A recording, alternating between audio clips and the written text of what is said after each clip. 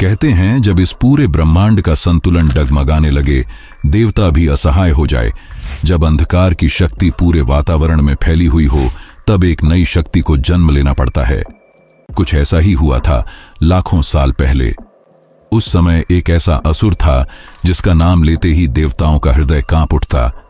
उस असुर के पास इतनी शक्ति थी कि उसने तीनों लोकों में राज किया। उसका नाम था महिषासुर।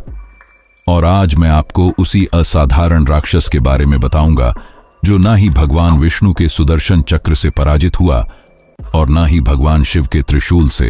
अब सवाल ये आता है, त्रिशूल और सुदर्शन चक्र जो पूरे ब्रह्मांड को नष्ट करने की शक्ति रखते हैं, वो एक असुर को कैसे नहीं हरा पाए? आखिर महिषासुर कौन था और उसकी मृत्यु कैसे हुई? क्या दुर्गा माता ने उसका संहार किया? यह यात्रा केवल उस राक्षस की नहीं है, यह वो यात्रा है जिसमें आप जानेंगे कि दुर्गा माता का जन्म कैसे हुआ। आखिर माता ने एक सिंह को अपना वाहन क्यों चुना? आखिर कौन है मां दुर्गा? क्या उन्हें सभी देवताओं की शक्ति प्राप्त थी? आखिर कैसे इतने शक्तिशाली सुदर्शन चक्र को माता ने धारण किया? जब सारी सृष्टि के देवताओं ने हार मान ली, तो कैसे एक देवी ने इस संकट से सबको बाहर निकाला? रक्तबीज एक ऐसा असुर जिसे कोई भी बड़े से बड़ा देवता भी नहीं हरा पाया, कैसे काली मां ने उसका अंत किया? हम सभी ये जानते हैं कि भगवान विष्णु और भगवान शिव कितने शक्तिशाली हैं, लेकिन वे दोनों भी इस असुर का कुछ नहीं बिगाड़ पाए। आखिर महिषासुर को इतनी शक्ति कैसे मिली होगी? यह केवल एक यात्रा नहीं, यह एक महायुद्ध की परछाई है जो मैं आपके सामने रखने जा रहा हूं, जहां एक तरफ देवता हैं और एक तरफ असुर। लेकिन इस युद्ध का परिणाम सुनकर आप चौंक जाएंगे। तो आइए इन सभी सवालों के जवाब जानते हैं, और इस यात्रा में आपको मां दुर्गा की शक्ति दिखेगी। और अगर आप भी मां दुर्गा के भक्त हैं तो वीडियो को लाइक करें, कमेंट में जय मां दुर्गा जरूर लिखें।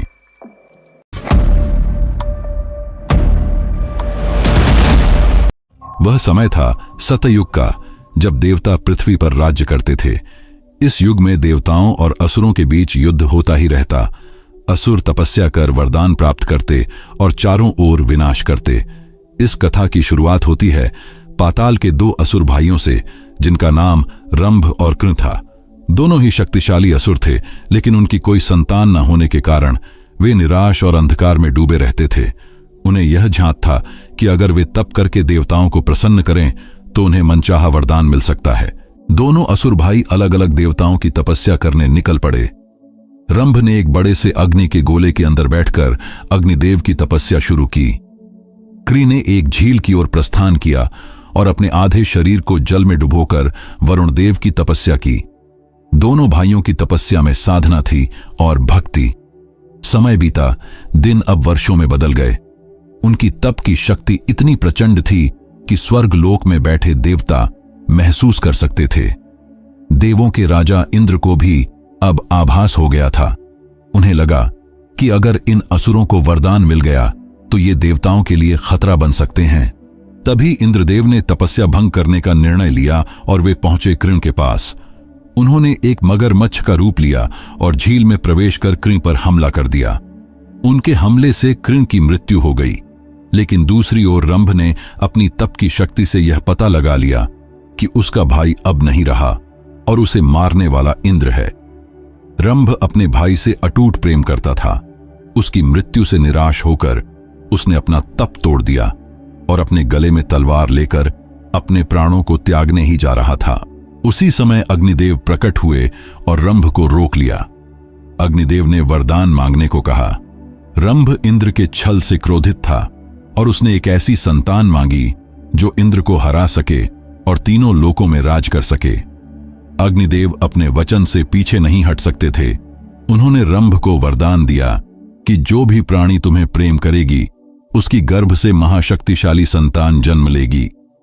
यह वरदान असमान था, लेकिन यहीं से शुरुआत होती है एक ऐसी कथा की जिसने एक महान कथा और एक देवी को जन्म दिया।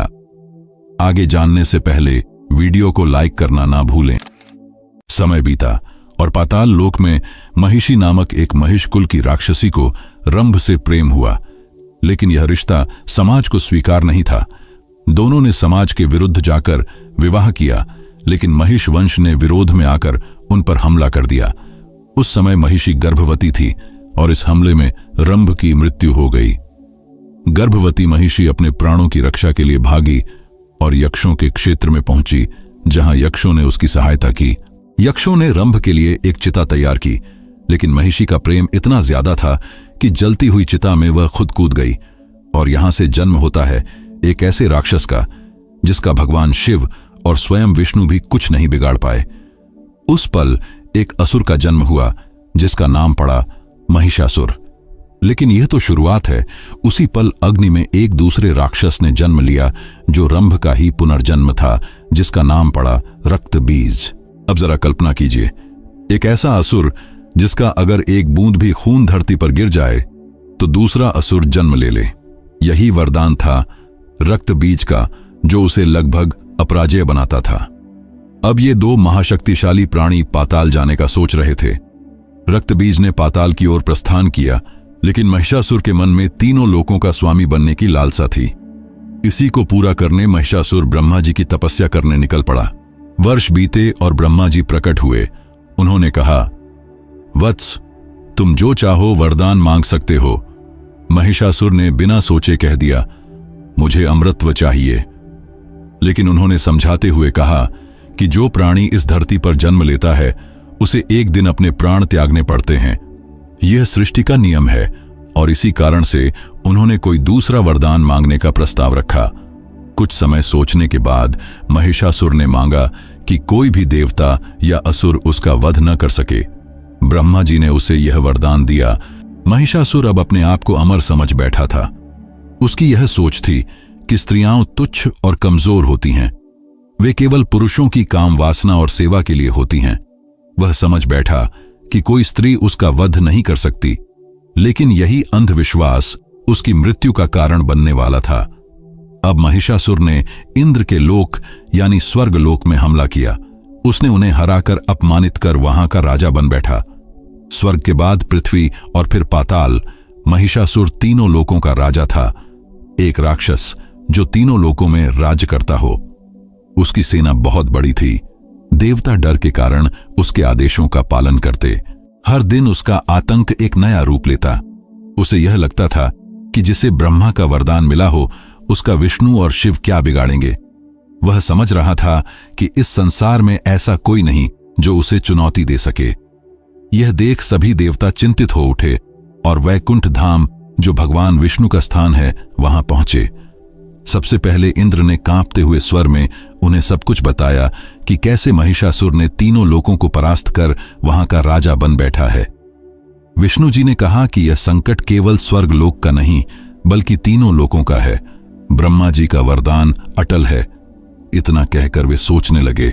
कुछ देर बाद भगवान विष्णु और सभी देवताओं सहित वे सभी कैलाश गए, जहां शिव जी ध्यान मग्न थे। जैसे ही उन्हें यह बात पता चली और महिषासुर के आतंक के बारे में पता चला, वे क्रोधित हो उठे और अपने तीसरे नेत्र को खोला। अब एक युद्ध का आगमन हुआ, जहां एक तरफ देवता और दूसरी ओर राक्षस थे। यह युद्ध भीषण था, लेकिन शिव जी के त्रिशूल और विष्णु जी के सुदर्शन चक्र का महिषासुर पर कोई असर नहीं हो रहा था। तभी ब्रह्मा जी ने सभी को कैलाश में आने को कहा और धीरे से बताया कि महिषासुर को हम केवल एक स्त्री शक्ति से ही मार सकते हैं। उसे यह भ्रम है कि इस संसार में कोई ऐसी स्त्री नहीं है जो उसका वध कर सकती है। यह सुनकर इंद्र और कई देवता भी सोच में पड़ गए कि क्या कोई स्त्री असुर का संहार कर सकती है, वो भी ऐसे असुर का जिसके सामने बड़े बड़े देवता हार गए। महादेव और भगवान विष्णु को यही एकमात्र मार्ग दिखा। वे ऐसी देवी को प्रकट करना चाहते थे जो केवल सभी देव देवताओं के अस्त्रों को अपने अंदर समा सके, जो किसी एक देव का सृजन नहीं बल्कि सभी देवताओं की सामूहिक शक्ति का संगम हो। देव सभा बुलाई गई। समस्त देवगण एक साथ उपस्थित हुए। हर देव अपने साथ अपनी विशिष्ट शक्ति और अस्त्र लेकर आए। सभा में देवों का तेज बढ़ने लगा। सबसे पहले भगवान शिव आए और उनके त्रिशूल से निकली जिसकी शक्ति मोहिनी ज्योति में मिल गई। फिर भगवान विष्णु ने अपना सुदर्शन चक्र दिया जो समय को चीर सकता था और उनकी चमकती ऊर्जा भी उसी ज्योति में समा गई। इंद्र ने अपना वज्र यानी इंद्रास्त्र दे दिया, वरुण देव ने अपना पाश और पानी की शक्ति दी, अग्निदेव ने अपनी आग की लपटों से उस ज्योति को और तेज किया, मानो लावा बन गया हो। सूर्यदेव ने अपनी किरणों से इतना उजाला भरा कि वो केंद्र बिंदु और चमकने लगा। यमराज ने अपना दंड दिया, जिसमें न्याय और कर्म की ताकत थी। वायुदेव ने अपनी तेज रफ्तार और गति दी। जैसे जैसे सभी देवताओं ने अपनी दिव्य शक्तियों को उस ज्योति में विलीन किया, वह दीपक गोलाकार होता गया। वातावरण बदलने लगा, बादल गरजने लगे, समुद्र की लहरें आसमान छूने लगीं और धरती कांप उठी। अब समय आ गया था। अचानक एक स्त्री प्रकट हुई, जिसे देख सब चौंक गए। मुख में महादेव का तेज, आंखों में सूर्य का तेज, हाथों में विष्णु का बल और सभी देवताओं की शक्तियों का संगम। उनका नाम था महाशक्ति आदिशक्ति, मां दुर्गा। उनकी 10 भुजाएं थीं और सभी भुजाओं में उन्होंने दिव्य शस्त्रों को जैसे त्रिशूल, सुदर्शन चक्र, पाश को धारण किया था। वे सिंह पर सवार थीं जो गर्जना कर रहा था। यह देख सभी देवता विस्मित हो उठे और जय जगदम्बा का नारा लगाने लगे और कहने लगे कि अब महिषासुर का अंत निश्चित है। माता दुर्गा ने देवताओं से कहा, आप सब अपना भय त्याग दीजिए। जिस राक्षस ने स्त्री को तुच्छ समझा है, वही स्त्री अब उसका अंत करेगी। महिषासुर कहने लगा, देवता अपनी हार छुपाने के लिए एक स्त्री को भेज रहे। दूत के बताने पर कि वह कोई साधारण स्त्री नहीं है, उसकी देह में मानो पूरा ब्रह्मांड समाया है। यह सुनकर उसे आभास हो गया था कि युद्ध आसान नहीं होने वाला, लेकिन फिर भी उसने मां दुर्गा का उपहास करना बंद नहीं किया था। अब शुरू होने वाला था एक भयंकर युद्ध। उधर महिषासुर अपने दरबार में आनंद से अपनी सेना की विजय में पर्व मना रहा था। एक दूत ने महिषासुर को संदेश दिया, एक स्त्री जिसने सभी देवताओं की शक्तियों को अपने अंदर समाया है, अनंत शक्ति और तेज से पूर्ण, वह रणभूमि की ओर बढ़ रही है। यह सुनकर महिषासुर हंसने लगा और कहने लगा, एक स्त्री उसका क्या बिगड़ेगी। अब देवी दुर्गा और महिषासुर दोनों ही रणभूमि में युद्ध के लिए तैयार आमने सामने खड़े थे। देवी दुर्गा का सिंह दहाड़ रहा था और दूसरी ओर राक्षस के सैनिक हथियार लेकर खड़े थे। मां दुर्गा अपने सिंह पर बैठी थीं। सिंह की गर्जना के साथ ही ऐसा लगा मानो स्वयं काल का आह्वान हुआ हो। महिषासुर का सबसे शक्तिशाली योद्धा त्रिनेत्र, जो लाखों सैनिकों का सेनापति था, सबसे पहले महिषासुर ने अपने असंख्य सैनिकों को भेजा। मां दुर्गा ने सैकड़ों सैनिकों को अपने सुदर्शन चक्र से चीर दिया, अपने त्रिशूल से हरा दिया और अपनी दिव्य तलवार से त्रिनेत्र की भी मृत्यु हो गई। देवताओं ने यह सब देखकर पहली बार राहत की सांस ली।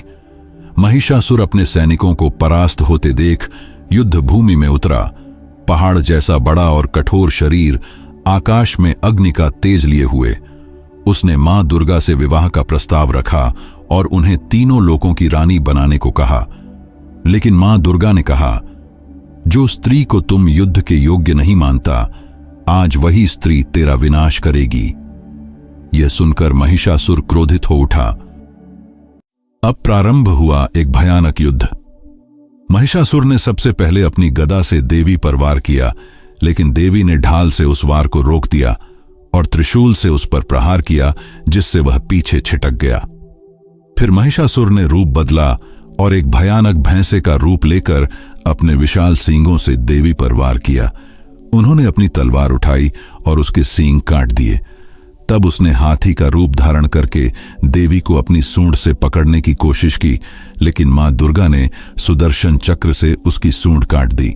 फिर महिषासुर ने एक सिंह का रूप धारण किया और देवी की ओर गरजते हुए प्रहार किया, लेकिन देवी ने अपने वज्र से उस पर प्रहार कर उसे धरती में गिरा दिया और उठकर वह वापस अपने असली राक्षस रूप में आ गया। इस प्रकार बार बार रूप बदलकर वह देवी को छलने का प्रयास करता रहा, परंतु देवी हर बार उसके प्रत्येक रूप पर विजय प्राप्त करती रहीं। यह युद्ध इतना भयानक था कि एक दिन या 2 दिन नहीं, बल्कि पूरे 9 दिनों तक चला। हर दिन महिषासुर कोई नया रूप लेता और मां दुर्गा हर दिन अपने नए स्वरूप से उसे हरा देती। यही कारण है नवरात्रि के 9 दिन होने का, जिसमें हम 9 दिनों तक मां दुर्गा के अलग अलग अवतारों की पूजा करते हैं। आइए जानते हैं कि माता के 9 रूप कौन कौन से हैं। पहले दिन उन्होंने शैलपुत्री की तरह धैर्य दिखाया। दूसरे दिन ब्रह्मचारिणी की तरह तप की ऊर्जा जगाई। तीसरे दिन चंद्रघंटा रूप में भय को भगाया। चौथे दिन कूष्मांडा की तरह सृष्टि की ऊर्जा दी। पांचवें दिन स्कंदमाता बनकर संरक्षण किया। छठे दिन कात्यायनी की तरह पराक्रम किया। सातवें दिन कालरात्रि बनकर अंधकार का नाश किया। आठवें दिन महागौरी रूप में करुणा प्रकट की और 9वें दिन सिद्धिदात्री रूप में देवताओं को विजय दिलाई। यह हमें सिखाती है कि जीवन के हर दिन में, हर परिस्थिति में शक्ति बदलकर काम आती है। अब इस युद्ध का अंत आ गया था। महिषासुर एक बार फिर अपने भयानक भैंसे के रूप में माता की ओर बढ़ा। उसका रूप इतना विशाल और भयानक था कि जैसे ही उसने अपने पांव बढ़ाए, पृथ्वी कांप उठी और सारे देवता भी चौंक उठे और उनकी सांसें थम गईं। लेकिन माता दुर्गा खड़ी रहीं। उन्होंने अपने त्रिशूल से वार किया और यह वार इतना शक्तिशाली था कि उन्होंने उसकी छाती भेद दी। महिषासुर तड़पने लगा और कहने लगा, देवी, मुझे क्षमा कर दीजिए। मैंने स्त्री को कमजोर समझा। यह मेरी सबसे बड़ी भूल थी। मां दुर्गा ने शांत स्वर में कहा कि उसकी मृत्यु निश्चित है, लेकिन जब भी दुर्गा की पूजा होगी, महिषासुर को भी याद किया जाएगा, महिषासुर मर्दिनी के नाम से। यह वह कथा होगी जो स्त्री की शक्ति को दर्शाएगी। इतना कहकर माता ने त्रिशूल से महिषासुर के सिर को धड़ से अलग कर दिया और इस तरह से महिषासुर का अंत हुआ। उस समय तीनों लोकों में से जय दुर्गा, जय भवानी का नारा चारों दिशाओं से गूंजने लगा। देवताओं ने फूल बरसाए, आर्षि मुनियों ने वेद मंत्र गाए और समस्त लोकों में खुशी मनाई गई। स्वर्ग की गद्दी इंद्र को वापस मिली, धरती पर शांति वापस आई और ब्रह्मांड का संतुलन वापस बना। अब आपको लग रहा होगा कि यह युद्ध समाप्त हो गया, लेकिन युद्ध भूमि में अभी भी एक राक्षस छुपा बैठा था जिसका नाम था रक्त बीज। उसका स्वरूप भयंकर था, उसकी काली आंखें और विशाल शरीर। लेकिन इससे भी ज्यादा भयानक था रक्त बीज का वरदान। ब्रह्मा जी ने उसे वरदान दिया था कि यदि उसके शरीर से एक भी बूंद रक्त धरती पर गिर जाए तो उतने ही और रक्त बीज तुरंत पैदा हो जाएंगे। अब कल्पना कीजिए, आप जितनी बूंद उसके रक्त को बहाएंगे, उतना ही युद्ध आपके लिए और भयानक होता जाएगा। यह एक ऐसा राक्षस था जिसे ना तो किसी की सहायता की जरूरत थी और ना ही किसी सेना की। अब रक्त बीज युद्ध भूमि में आया और दूसरी ओर सभी देवता नाच गाने में मग्न थे। लेकिन जब रक्त बीज रणभूमि में आया तो सारे देवता एक जगह एकत्र हुए। सभी ने देरी न करते हुए वार किए। इंद्र ने अपने वज्र से वार किया जो बिजली की तरह फट गया। अग्निदेव ने अपनी बांध छोड़ी। रक्त बीज घायल हुआ और जैसे ही उसका खून जमीन में गिरा, वहां हजारों रक्त बीज पैदा हो गए। देवता जितना वार करते उतनी ही रक्त बीज की संख्या बढ़ती। देवता यह समझ गए थे कि यह महिषासुर से भी बड़ा खतरा है। सभी देवता थक गए और मां दुर्गा के पास पहुंचे उनसे सहायता मांगने के लिए। मां दुर्गा ने गौर से सब देखा। उन्हें पता था कि अब साधारण ताकत से काम नहीं चलेगा। जरूरत थी एक ऐसे रूप की जो नियंत्रण और विनाश दोनों में लाजवाब हो। फिर मां ने अपनी शक्ति को और तेज किया।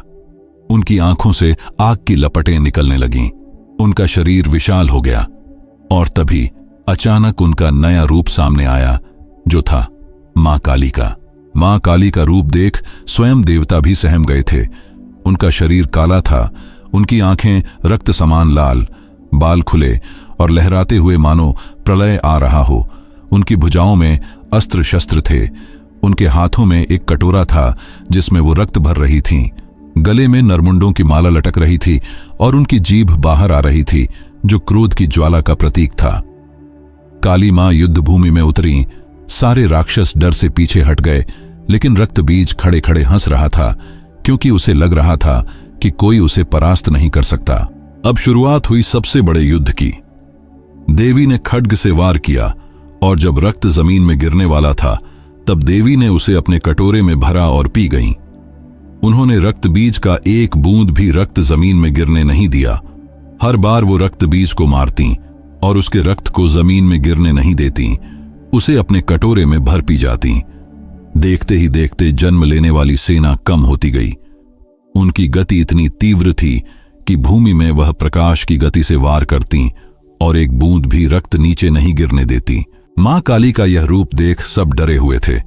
वे युद्ध में लगातार एक साथ सैकड़ों रक्त बीज को मार देती, लेकिन उनका क्रोध थम नहीं रहा था। वे संहार में डूब गईं और यह भूल गईं कि उनका उद्देश्य केवल रक्त बीज को पराजित करना था। हर वार के साथ उनका नृत्य और उनका क्रोध नियंत्रित नहीं रहता। वे चिल्लाती, मारती और दौड़ती। देखते ही देखते वे पहाड़, पेड़, पौधों को भी नष्ट करने लगीं। यह देख देवता कहने लगे कि यदि माता काली का क्रोध शांत नहीं हुआ तो वे पूरी सृष्टि का विनाश कर देंगी। अब रक्त बीज का नाश पूरी तरह हो चुका था, लेकिन माता काली का क्रोध शांत नहीं हुआ था। वे धीरे धीरे पूरी पृथ्वी को निगल रही थीं। यह देख भगवान शिव आगे आए, क्योंकि उन्हें पता था कि केवल वे ही माता काली का क्रोध शांत कर सकते हैं। उन्होंने रणभूमि में प्रवेश किया और सीधा भूमि पर लेट गए, शांत मुद्रा में आंखें बंद किए हुए। मां काली अपने बेकाबू नृत्य में तेजी से दौड़ रही थीं। अचानक उनका पैर भगवान शिव की छाती पर पड़ गया। जैसे ही उनका पैर अपने पति पर लगा, उन्हें एक झटका सा लगा। उनका गुस्से भरा रूप रुक गया। उन्हें लगा कि वे मर्यादा से आगे बढ़ गईं। इस बात से मां काली को शर्मिंदगी हुई। उसी शर्मिंदगी में उनकी जीभ बाहर निकल आई। यही वो दृश्य है जिसे हम आज मां काली की मूर्ति में देखते हैं।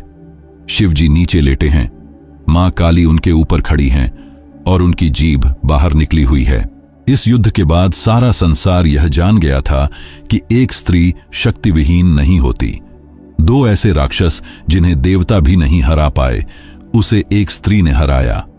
यह स्त्रियों की शक्ति का प्रतीक है और इस युद्ध से पूरे संसार को स्त्री के क्रोध, बुद्धि और शक्ति का अनुभव हो गया और यह कथा यहीं समाप्त होती है। लेकिन अगर आपने यह कथा यहां तक सुनी और अगर मैं आपको कुछ भी सिखा पाया तो इस वीडियो को अपने दोस्तों और परिवार वालों के साथ जरूर शेयर करें। ऐसी कथाएं सनातन धर्म की प्रतिष्ठा हैं जिन्हें हर व्यक्ति को जानना चाहिए। स्क्रीन पर आपको भव्य कथा से संबंधित और भी वीडियोस दिख रहे होंगे, उस पर क्लिक करें और नई यात्रा शुरू करें।